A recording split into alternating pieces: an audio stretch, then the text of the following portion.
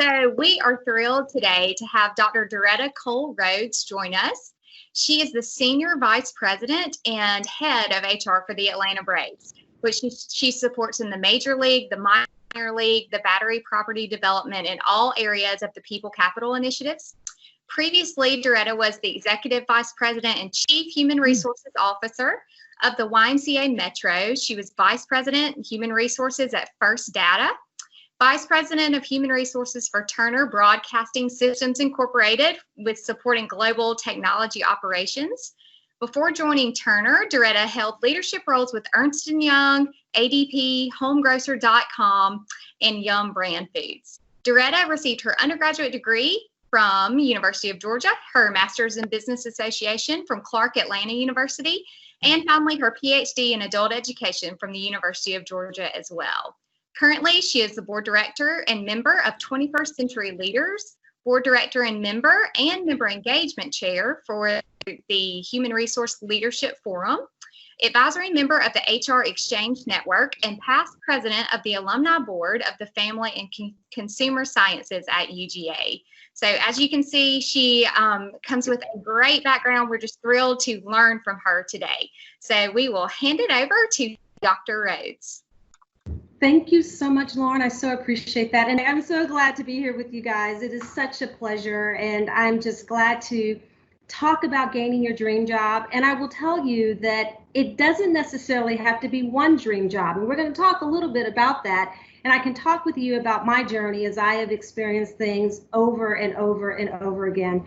I'm so glad to be here with you all and to be doing this in conjunction with Troy University Career Services. So I wanted to start off by saying, so you see this picture of the Disney Castle. And so I'm a huge, huge, huge Disney fan, always have been, from a leadership perspective and all of the things that you can imagine when you think about Disney. And when I started in human resources, one of the conversations that I always wanted to have with people is that I wanted to make your dreams come true. And it always was resulting around having the best job you possibly can. So I started the conversation about Jiminy Cricket. So most of you should know the story of Jiminy Cricket. He was a character that was part of Pinocchio. But what you probably didn't understand about Jiminy Cricket is he is considered the sequential mentor. So a lot of the comments that he would make with Pinocchio was very specific around mentoring someone. And this is really critical to think about when you're thinking about obtaining or gaining your dream job. The best quote I love from Jiminy Cricket is, "When your heart is in your dreams, no request is too extreme." So we're going to talk about that. We're going to talk about exactly where do you start thinking about what your dream job is. And you know, a lot of times we associate our dream job with so many different things. It can be the new knowledge that we have that we now want to go share with everyone else.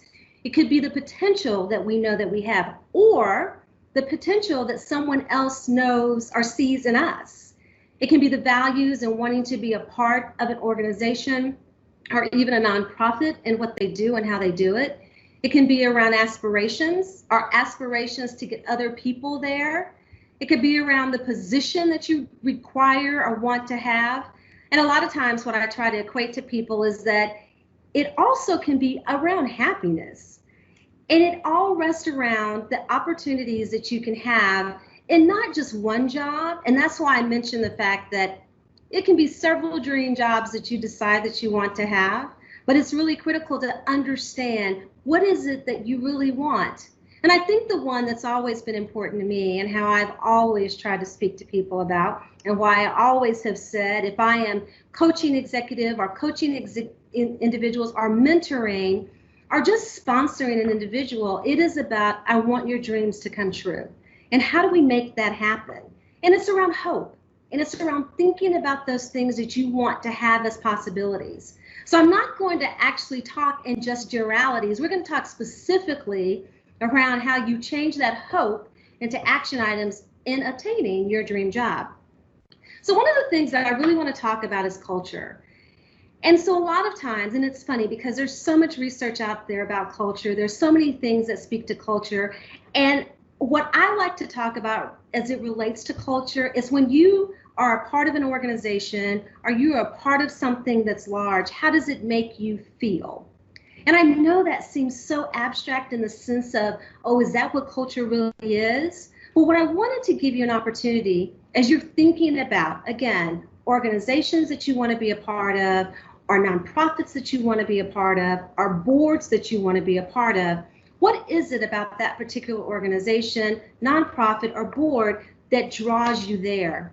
And when you think about culture, there's so many components that are part of that. It is the greater community. I can share the story with everyone about the fact that I had served on several different boards for various different reasons, but when I had the opportunity to go work for a nonprofit, the body of work that I had the opportunity to do there was surpassing anything that I've done before. And for me, at that point in time in my career and in my life, it was around greater community. At that point, I wanted to serve in a position, not only from a professional standpoint with all of the knowledge and experience that I had gained, but what could I do within the community that would make a larger impact? So culture are all these things that we put in together, and it makes a decision around, is that where we want to be? Knowledge and stories are very important. The language, and what does that mean? The language is, what is the language of the organization? We all sit in different places, whether it be in our own families, within our school environment. There is a language that's often used. And are we comfortable with what that language is and what is being said? Traditions and rituals. I can speak to you about the Atlanta Braves, and the biggest ritual and tradition is opening day and what that means. And so that's something that organizations have in terms of what their culture looks like. The requirements of techniques and skills, tools and objects, arts can be a part of that. Again, what is the outreach? I can speak to that with the Atlanta Braves as well, is that we have individuals that come here to just tour our facility, to learn about what we have and the players and our history. That is something that also is part of a culture. I put food and drink there because a lot of times, and I know for us and different organizations that I've been a part of, that food and drink had to do with, how do you socialize? What does the socialization look like within that particular culture? And is that something that you want to be a part of, or that is important to you? I think it comes down, and this is my perspective, is that all of this is girded in the values that an organization has, which drives all through the culture. Now, I'm sure you're asking, why am I talking about culture, about obtaining my dream job? It's important. It is so important that when you think about an organization and somewhere you want to be, that you're going to spend an inordinate amount of time with, you want to make sure that that culture aligns with who you are. I think about all of my opportunities and roles that I've had, and I think about at the timing of them and why it was important to me to go there. When I finished my undergraduate degree in hotel restaurant management, I literally wanted to go run a hotel. That's what I thought I was going to end up doing in my career. I had the opportunity to go work for a division of PepsiCo on the restaurant side, and I was amazed at what the alignment was for me in terms of just the value. And the value was around how they interpreted, treated, researched about people. And from there, I had a very good understanding of what both human resources, or what we call in my department now, people capital, what that truly meant. And I got to watch how this organization had, at that point in time, they had a think tank of doctorates, of researchers that focused merely on the engagement of employees. Had I not researched and had I not thought about how important that was for me, I probably would have never made the decision to go work for, at the time, it was PepsiCo, and then it was spun off to Yum Brand. So I started my career at both Taco Bell and Pizza Hut. And trust me, I know how to make a taco and I know how to deliver a pizza as a result of it. But the values around how they situated human resources was critically important. Thank you. Now, let me just say, I did practice this, and I practiced it perfectly before I got started. The conversation that you should be thinking about is with culture. Are you aligned with an organization that you're thinking about you want to be a part of? It's funny, I talk to individuals all the time about this very conversation, and I say to them, so what company do you think you want to be a part of?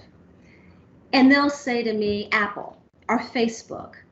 And I'll say, I want you to do research. I want you to look into what do they do? How do they do it?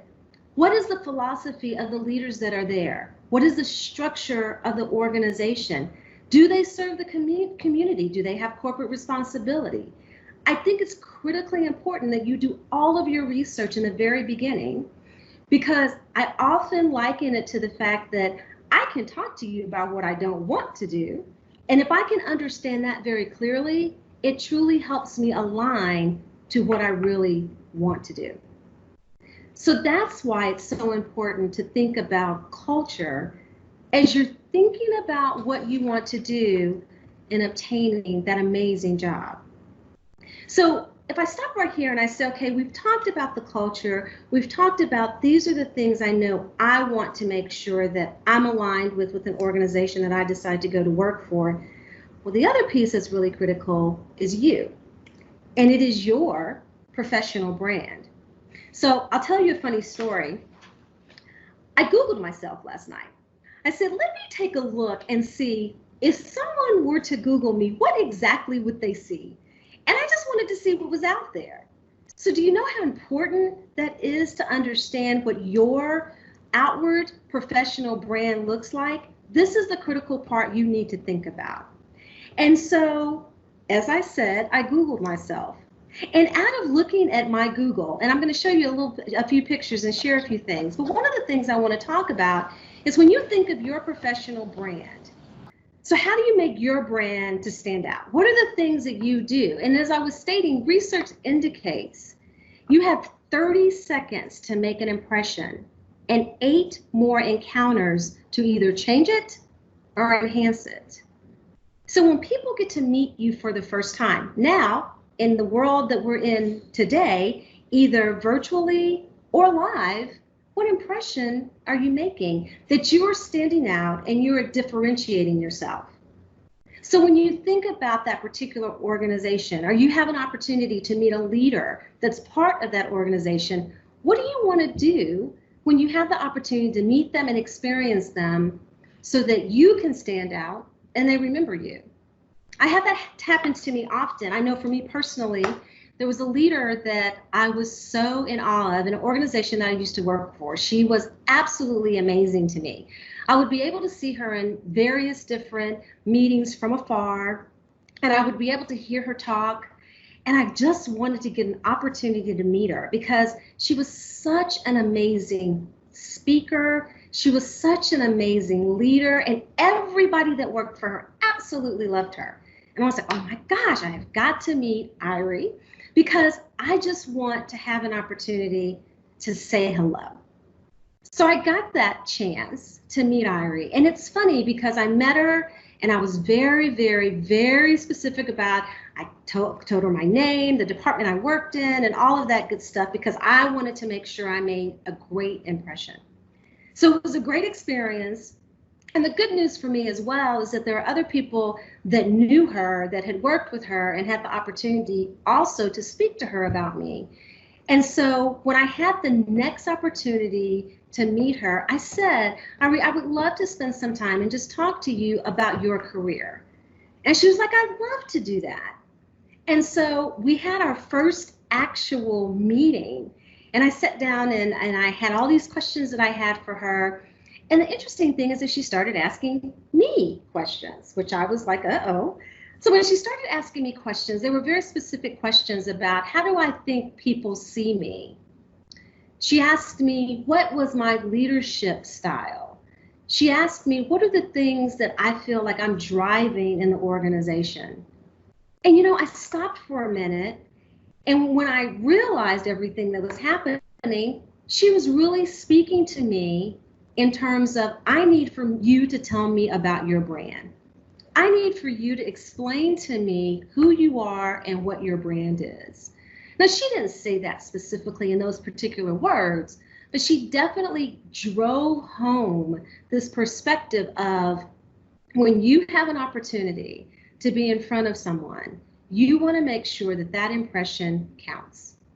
And you want to be able to explain to an individual, if I said to you, I want to go work for Disney because I love their leadership, I should be able to explain to you why that's important to me and how everything that I'm doing from my brand perspective is the reason I should go work there. And so I think when we start talking about this and we become deliberate around, I know what my brand is, I know how I want people to view me, it becomes critically important with every single thing that you do. And that is the very reason why I put on there, what is your digital footprint? So, it's interesting, and I speak to individuals all the time. So within my organization now and organizations that I've been a part of, as I was dealing either with hiring managers or if I managed talent acquisition, which is actually recruiting, they always, believe it or not, would go and check somebody's Facebook page, Twitter page now, Instagram, and anything that you have a digital footprint. Sometimes it's just important to go out and Google yourself, like I did last night, so you can understand what is your digital footprint. Because in this time now, it's really critically important to understand what that looks like. Now I want to pause for a minute and talk a little bit, because I've talked a little bit about culture. I've talked about your professional brand and you thinking about what you want your brand to be if you haven't done so already. And in some instances, your brand may be already out there and you may want to make tweaks or adjustments. You may want to seek a mentor like Jiminy Cricket and have those conversations around what brand looks like.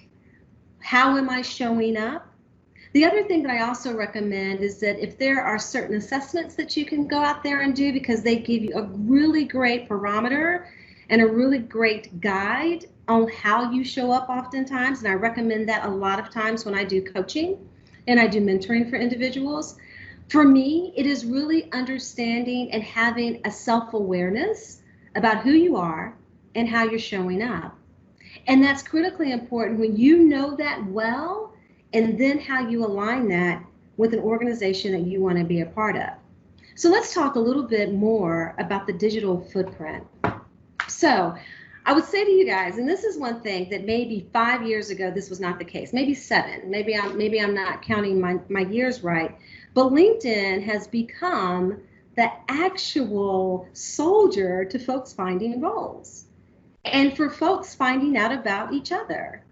I absolutely love LinkedIn because it is probably, to me, one of the best professional social platforms that you can use in order to engage and get to know people.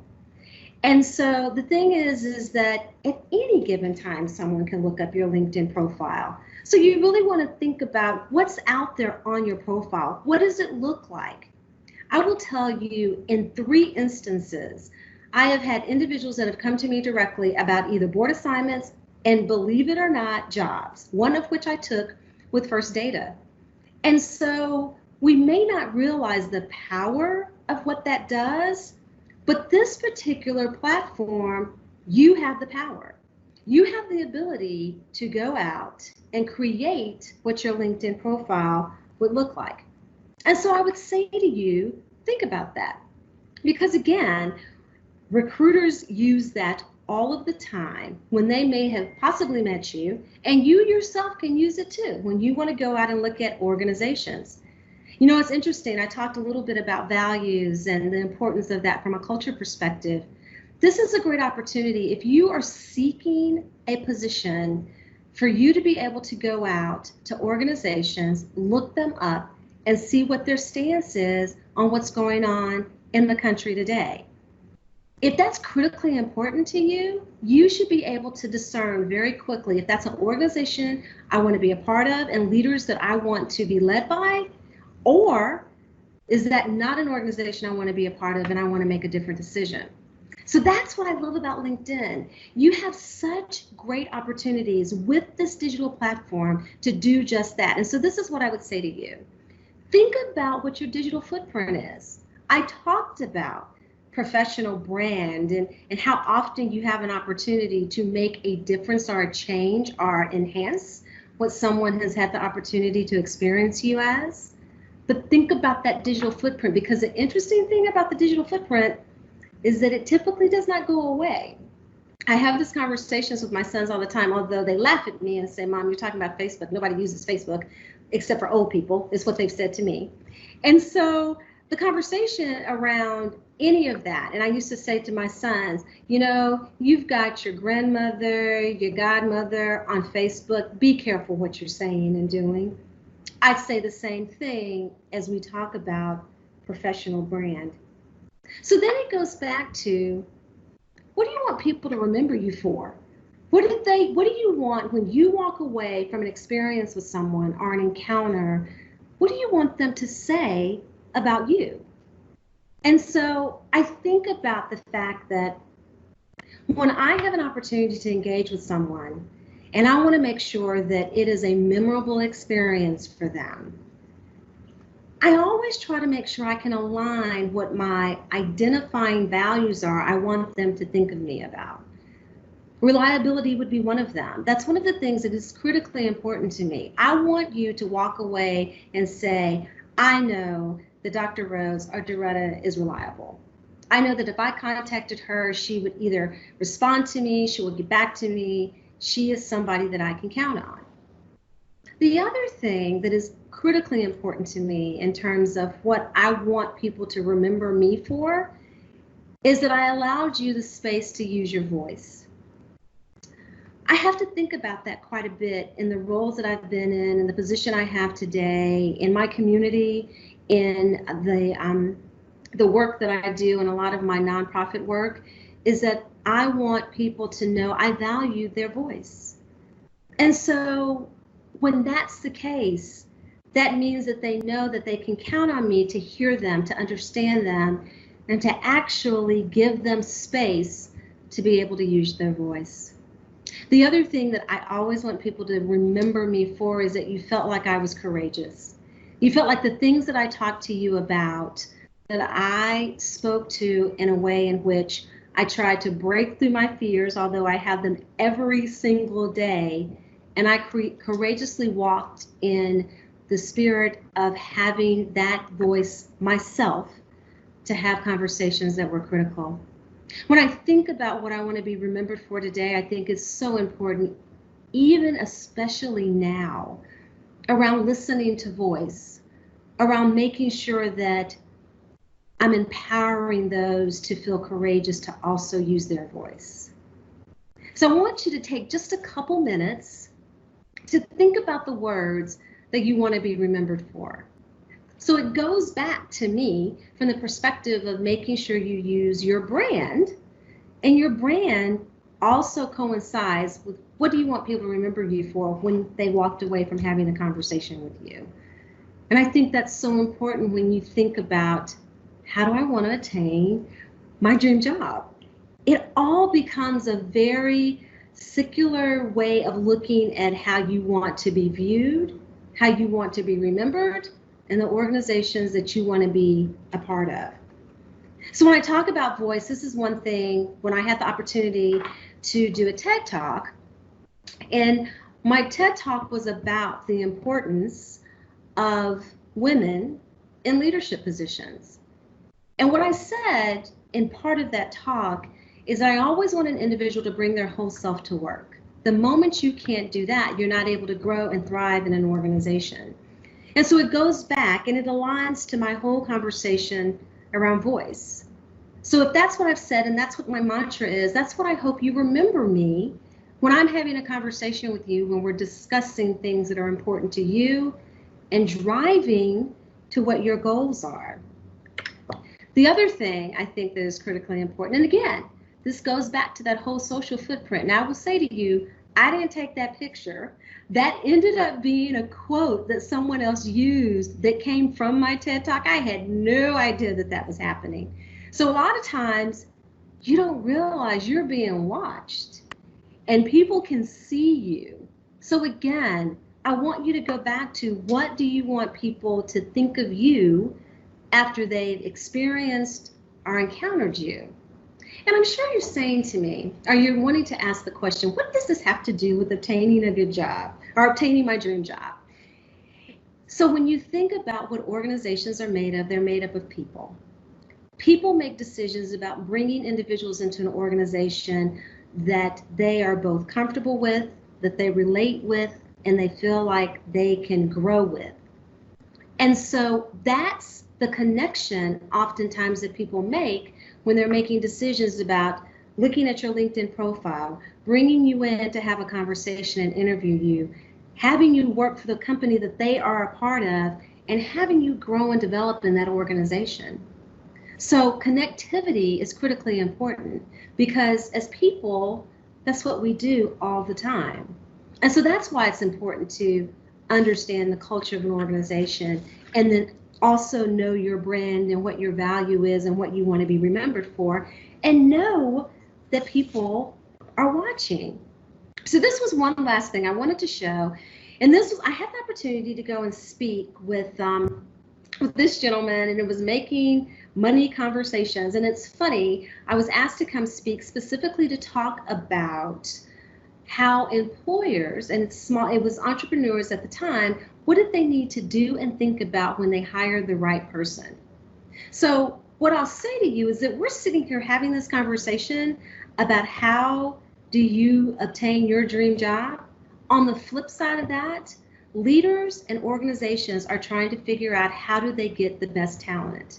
So it's not a one-way street.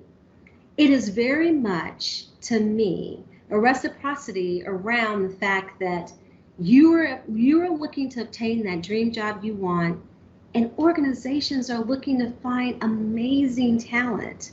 And I think the reality is that if we both showcase brilliantly together, it's able to come together in a very, very positive way. So when you think about it, it's just not about you trying to obtain that job. There are people that are looking for you to come be part of an organization. And so think about that as you were thinking through, yeah, it's about me obtaining a great job and what that looks like and what I want people to say about me. But it's also about these particular organizations saying and thinking that they want to make sure that we get the best talent. And what do you look like? And I'm so impressed with you, and so forth and so on. So I just want to make sure that you think about that along the way when you're thinking about obtaining your dream job. So I go back to the beginning of the conversation that I had was around what Jiminy Cricket said. When your heart is in your dreams, no request is too extreme. So when you think about all of the things that I've discussed and shared and what are the things you want to be able to do, you're able to think about not only that dream job, but that culture you want to be a part of and how you're showing up and how you want people to remember you. So when they walk away from having an encounter with you, they're saying, I want this individual to be a part of my organization, to be a part of my board, and to join me in the things that we're doing. So at this point, I am going to stop and do any questions that people may have. Thank you, Dr. Rhodes. That was amazing. What's the best way to research an organization or company's culture in terms of what they represent? That's a great question. So a lot of times you can just go online and you can learn so much about an organization. The other thing that I would also recommend is that oftentimes when you do go online, they have different individuals that you can actually contact in terms of learning about corporate culture or learning about their corporate responsibility and all the things that they do. Another way that's always very good also to learn about an organization is that if you are doing any type of professional networking and you get a card from somebody, and I know a card is probably very cliche, you get their contact information and you're able to speak with them directly. I'm telling you, every organization, every representative of most organizations wants to talk about it. The other thing too, a lot of times if you go into LinkedIn and you go into a particular organization, they will have a list of their recruitment team, and recruiters, that's their job. They're supposed to answer questions specifically about the organization, and you can easily go in and begin to have those conversations. But a lot of times you just have to start there and just do a little research to get to the person you need to get to have those type of conversations. So Ashley asked, what's your advice for new graduates who may not have that professional brand and portfolio yet, but are looking for their dream job? That's a great question. So, it's funny. I work with a lot of graduates that are coming out, and what I would say to you is that you actually do have a brand. Whatever you did while you were in college, where it was extracurricular activities or whether it was specific to clubs that you were a part of or it was specific to things that you did within your program, you need to advertise that.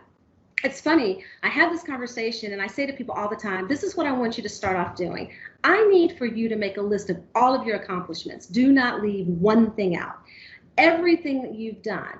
If you've done things with your churches, if you've done things in your community, a lot of times we don't think about those are transferable to job skills that people can look at and say, oh my gosh, you led a blood drive, or you did something that was a fundraiser. Well, the reality is that that's really around development, and you can speak to that. So it's putting down all of your accomplishments that you've had while you've been in college, all of those things, and it is transferable to look to listing, this is what your competency is in that particular area. So do not sell yourself short in thinking just because I'm a new college grad that I don't have experience. You actually do. If you finished a degree and you're out of a program, trust me, I know there's lots of things that you've done while you've been in that program that you can speak to. Okay. Mary was asking about, do you believe it's important to pursue another degree beyond the bachelor's? And Mary may need to qualify. That's going to depend on the field that somebody goes into. I guess as a supplemental question, though, others were asking about getting involved in management of sports, maybe with the Braves or other areas. So can you speak to pursuing the sports industry? And then also, would you recommend a degree beyond a bachelor's for that degree field? So sure. So let me talk to you a little bit about pursuing that. If you think about sports, they have typically a front office that consists of finance and accounting, HR, marketing, all of the traditional things that any organization has. So if you were to go on, and the Atlanta Braves is a great place to go to, not right now because all of our jobs are frozen considering where we are with the season and the pandemic, but in most cases, all of our positions are posted, and you can go into Braves.com and see them and see if there's a role that specifically aligns with what you're interested in, specifically in the sports side. It's funny, I worked for Turner Broadcasting, and I had for several years, and I supported our sports division and our broadcasting sports division. And the thing is that a lot of times people don't know the plethora of jobs that's in sports. That's not just, thinking of coaches and thinking of the traditional things you see with sports. It's running a business. I tell people all the time, when I started with the Braves, I knew about baseball because I was a baseball mom and I loved baseball and grew up with it with my grandfather. But I didn't understand and know the business of baseball, and it is fascinating. So there's so many things that are out there that you can pursue within the sports arena.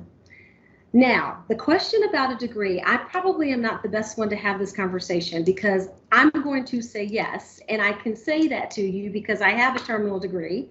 And my mother said to me after I finished my doctorate that I could not go back to school anymore.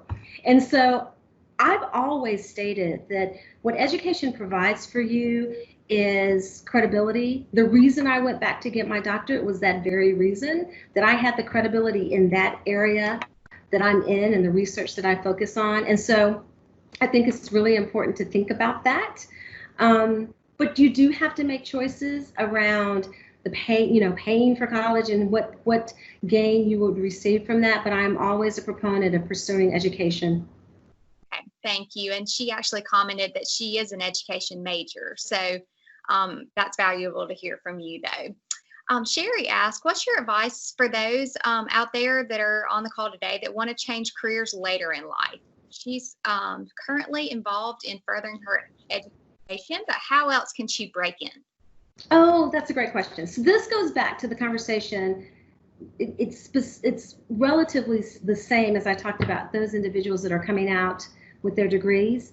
So this is the thing. It goes back to most things that we do in any type of role or job, although some of them are very niched, they're transferable skills that you're gaining, whether it's problem solving, whether it's communication, whether it's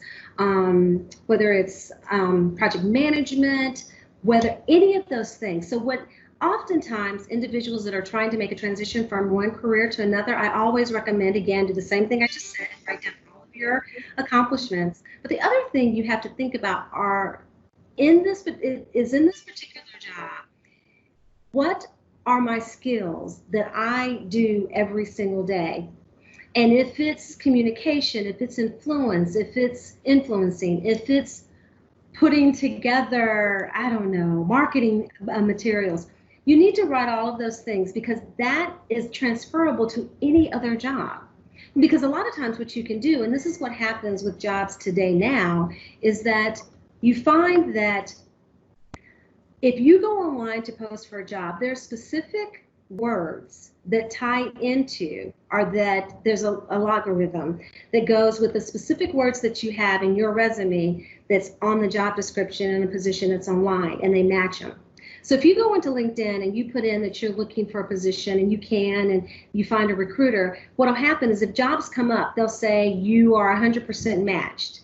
What that means is whatever logarithm that they used and the words that they used for the job description has matched with what your resume is. And so sometimes what you need to do is you need to go in and see, what is the job description saying? Can I do all of these things? Make sure that your resume aligns. And that's from a digital perspective, but also making sure you know those transferable skills that you have and having that conversation.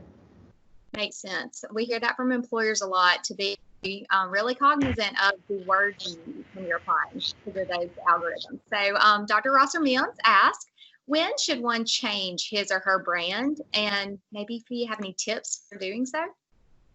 So that's a great question. So it's interesting to me around that, because I think you can build on what your brand is. I'm a huge proponent around thinking of your brand as a conglomerate. Okay, so if I say to you that my career has been in HR, but I can easily speak to you about all the different industries that I worked for, that then gives me a conglomerate perspective around my brand.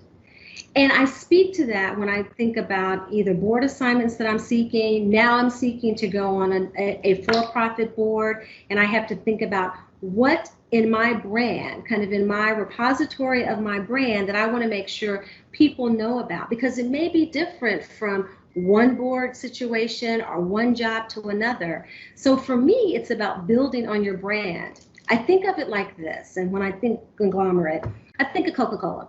How many different brands of both pops or sodas that they have, and other drinking items that they have? I mean, they have water, and they have, Powerade. They have all of these different brands under one brand. So I would say that I would want you to think of yourself as a conglomerate and build on every part and aspect of your competencies, your skills, your experience, and your education that you've gained. Great advice. Ashley mentioned that you mentioned earlier about assessments. Are there any specific career and skill assessments that you recommend?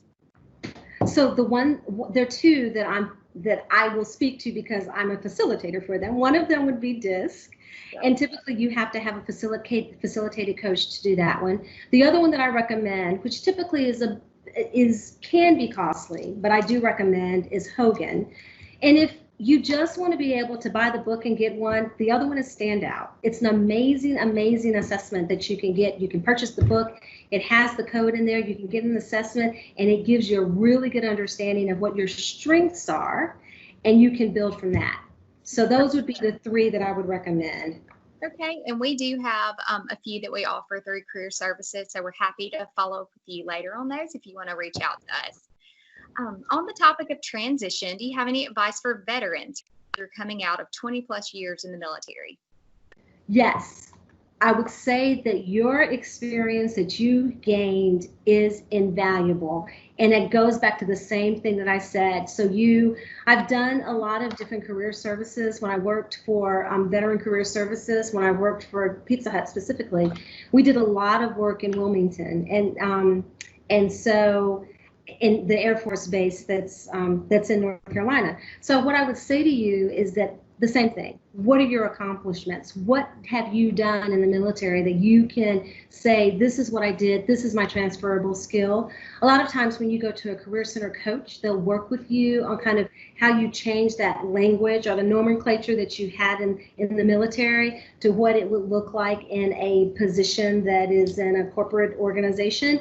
But it's just in language and making sure you transfer what that language is so that people understand this is the skill that you gained, what this looks like now. This is our last question so far, but it's a little specific. This is a guest who has a master's in biomedical sciences and was wondering your thoughts on job options. What was that question again? Oh, I'm sorry. Go ahead. No, that's okay. No, a guest that has a master's in biomedical sciences is wondering about job options. So I guess through your experience in human resources, are you seeing any sectors out there that are really hiring, I guess specifically to his question, maybe with biomedical sciences? So I would say to you, and if you think of the trend that is happening now in so many different areas, medical is a huge one. And I think there's a lot of opportunity there in that particular field. So it's a matter, again, of thinking about what are you desiring to want to do, specifically with your degree and the experience that you've gained. The other thing, it's so funny when people also ask me this question, because it may go back to having an understanding of where do you really want to work and picking out those 5 organizations and have them make sure that they're aligned with what you're thinking about wanting to go. And then people laugh at me all the time when they say to me, you have an undergraduate degree in hotel restaurant management. I'm like, seriously, I thought I was going to run a hotel. Mm-hmm. And so I think you just have a great opportunity to speak with, is that the field you want to stay in, and what organizations do you specifically want to look at that align with what your skills are, what your degree is in. And if it's not that, oftentimes you can kind of look through different organizations that still want to use your degree experience, but it may not be a traditional degree position that you would go into. So it's just being open from that standpoint. Okay.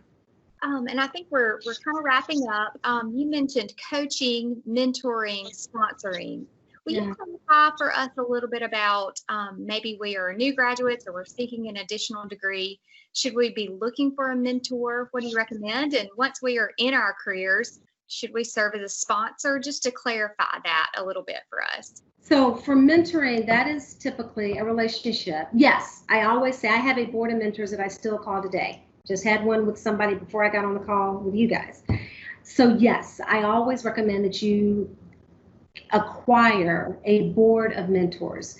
And it is mentors. And the reason I say that is because I have different mentors that I seek out for specific different things. And so that's why I have a board of them. And I recommend that that's what you do.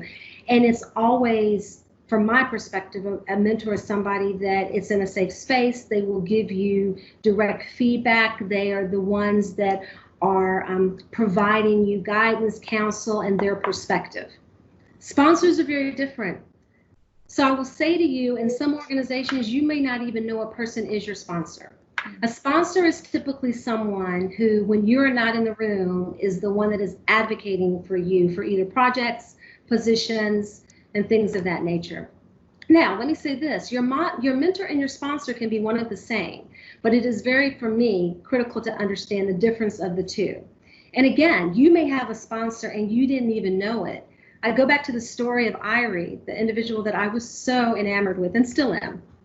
And I soon found out many, many years later that she was a major sponsor for me in having my name be brought up for any type of projects or having me be a lead for something. I never knew that she was the one that was sponsoring me, but she was sponsoring me. So that's the difference between the two. But again, a mentor can also be your sponsor as well. Right.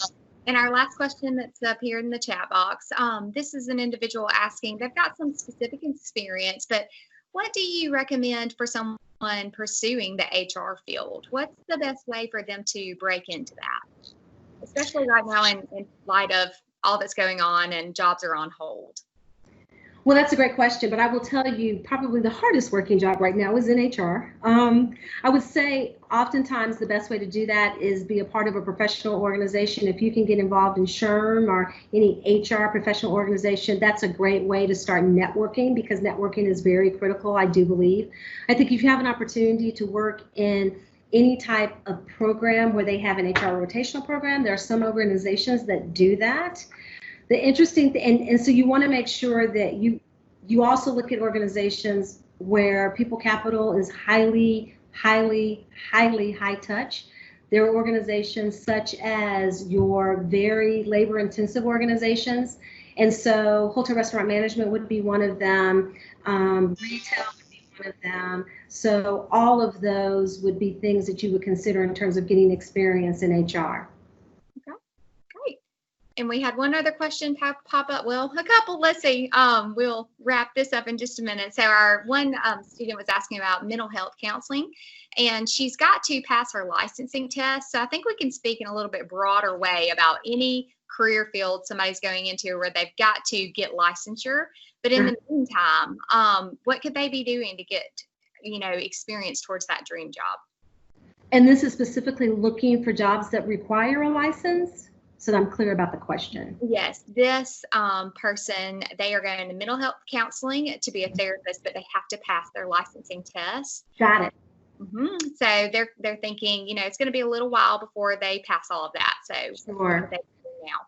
So there's two routes that I would say that I would tell you to consider from that particular standpoint. One of which is that although you may not be able to do the actual counseling from a licensing perspective, there are different counseling centers that would love for you to come in and do some of the social work and areas of that. I will tell you another great opportunity to do that is if you are seeking that to volunteer. One of the organizations that I used to be on the board is Families First, and it's an organization for individuals that age out of the foster system. And so if you're able to either do volunteer work or go work for different agencies, although you don't have your license, there are positions that you can have before you get your license. And there's also lots of nonprofits that would love for you to come in and volunteer as well. Great advice. And for anyone in any career field, really, but especially that one. That's great advice. And so our last question is from Adam. He's actually spent the past 15 years in professional baseball as a player and a coach. Yes. He just made the transition to college. So he is wondering how the Braves actually define culture at your organization. Oh, that's a great question. I think, it is defined as, oh gosh, that's such a great question. And I'm sorry, I'm kind of stumped on it. So it goes back, it's so funny. It goes back to a feeling that you have when you're with an organization, right? It's what's the tone? What's the messaging? How are things communicated? What I would say, and it's interesting for me because, my sons played baseball. I've been around baseball players. I mean, if we think about what baseball is, it is male dominated. And so when I had the opportunity to come and be a part of the executive leadership team, it has been the most welcoming experience that I have ever had. And so I probably would sum up the Atlanta Braves as welcoming. Mm-hmm. And although the conversations that I have may not be easy conversations, or I'm bringing up things that may not have ever been brought up before, the fact that it's both welcome, it's acknowledged, and a lot of times accepted has made a huge difference for me from the standpoint of engagement and wanting to be a part of the organization. So the word I would use is welcoming. Great. Well, thank you so much for your time, Dr. Rhodes. We have a few career staff that are on this call today, so we will actually stay on the call after you have wrapped up if anyone has any questions that we can help you with as a follow-up to this call. So I will turn it back over to Dr. Waldner so she can get all the information out to everybody and wrap us up.